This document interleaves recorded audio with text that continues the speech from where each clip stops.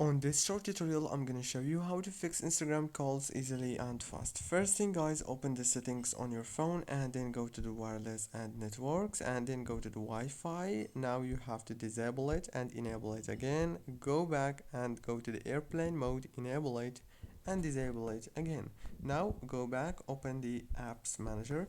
On this page you will find all the apps that you have on your phone, so you have to wait a few seconds. It will start loading as you can see. Now let's wait a few seconds. After that you have to scroll until you find the Instagram app, and when you find it you have just to click on it easily and fast.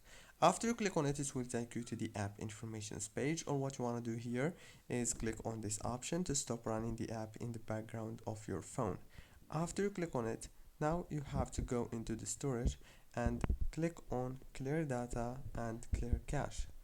That's it. Now go back, click on the open by default option, click on it and then click on open supported links in this app, and now you have to make sure to make it always allow.